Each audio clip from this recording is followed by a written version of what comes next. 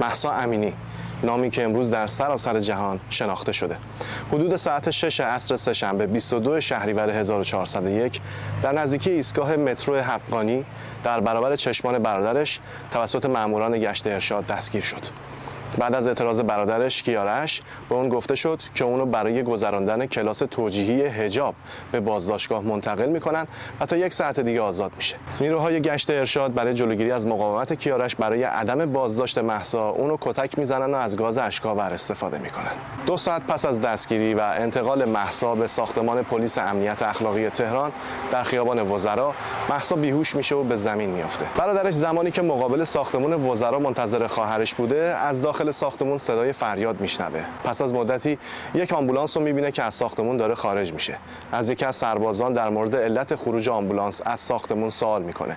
بهش میگن که یکی از سربازا زخمی شده. پس از نشون دادن عکس خواهرش به سایر دختران آزاد شده از بازداشتگاه، متوجه میشه که آمبولانس حامل پیکر نیمه جان خواهرش مهسا بوده که به بیمارستان کسری تهران منتقل شده. مهسا 3 روز بعد در 25 شهریور در بیمارستان کسری درگذشت.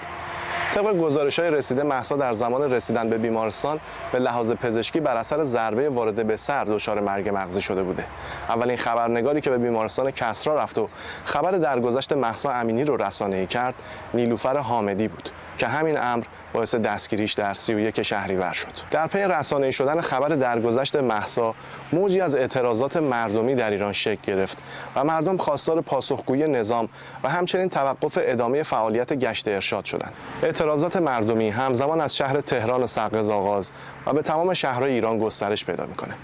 در روز 26 شهریور پیکر مهسا امینی در زادگاه خودش سقز با حضور جمع کثیری از مردم کردستان به خاک سپرده میشه. تصویر منتشر شده از سنگی که در بالای مزار مهسا گذاشته شده به این معنای که مهسا جان، تو نمیمیری، بلکه نامت یک نماد میشه. در این مراسم زنان کرد به نشانه اعتراض به حجاب اجباری و اعمال خشونت گشت ارشاد بر زنان ایران حجاب از سر برمیدارن و در حرکتی نمادین موهای خودشون رو میبرن و شعار میدن کشتن برای روسری تا کی چنین خاک بر سری. خاله مهسا هم اون رو شهید جوانان توصیف میکنه و میگه مهسا راه آزادی رو برامون باز خواهد کرد. پس از اون زنان و افراد مشهور دیگری در اعتراض به کشته شدن مهسا در خیابان‌ها و فضای مجازی حجاب خودشون رو برمی‌دارن و موهای خودشون رو میبرن. الهی محمدی، خبرنگار روزنامه هممیهن که مراسم خاکسپاری مهسا امینی رو از سقز گزارش کرده بود، هم بازداشت میشه. نام مهسا امینی به سرعت به عنوان رمز و شعار اعتراضات اعلام شد و جنبشی در جهت استفاده از هشتگ مهسا امینی در توییتر و اینستاگرام به راه افتاد. فضای توییتر با هشتگ مهسا امینی به 2 زبان فارسی و انگلیسی توسط کاربران ایرانی و غیر ایرانی پر شد. تعداد توییت و باز توییت این هشتگ تنها در 1 روز از مرز 2 میلیون هم گذشت و این دومین بار بود که یک هشتگ فارسی ترند جهانی میشد. بار اول سال 1399 بود که هشتگ اعدام نکنید ترند جهانی شده بود. تا این لحظه هشتگ مهسا امینی از مرز 200 میلیون هم فراتر رفته.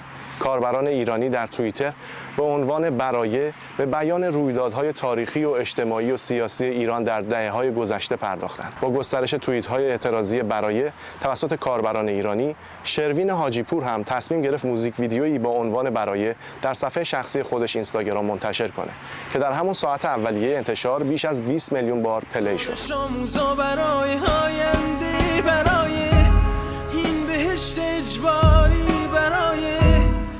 شروین حاجی آقاپور، معروف به شروین حاجی پور، آهنگساز و خواننده ایرانیه که در مهر ماه 1401 پس از کشته شدن مهسا امینی و تعداد دیگری از نوجوانان و جوانان در جریان اعتراضات سراسری ایران ترانه اعتراضی برایه رو بر اساس توییت‌های اعتراضی کاربران فارسی زبان ساخت و محبوبیت خاصی در بین مردم ایران پیدا کرد.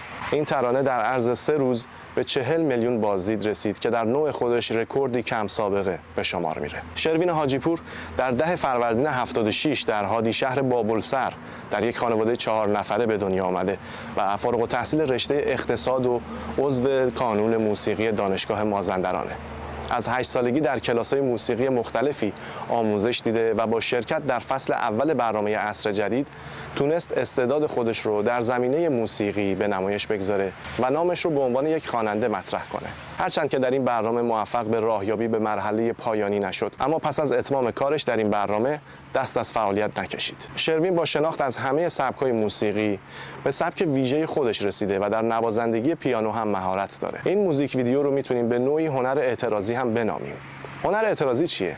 هنر اعتراضی اثری خلاقانه است که توسط کنشگران و جنبش‌های اجتماعی تولید میشن. این اعتراض میتونه جنبه انتقاد هم داشته باشه و در برخی موارد به شعارهایی تبدیل بشه که احساسات مخاطبان رو برانگیزه. شروین حاجی‌پور به دلیل انتشار موزیک ویدیوی برایه در 7 مهر ماه توسط ماموران امنیتی بازداشت و به مکانی نامعلوم منتقل شد و به تازگی آزاد شده با قید وثیقه.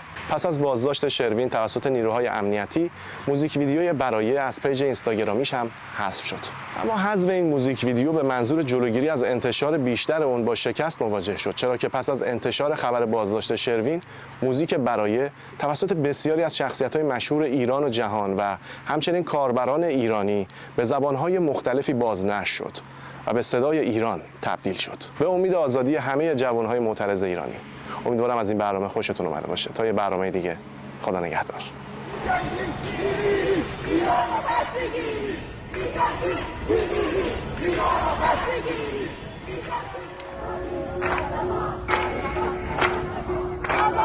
حق ما،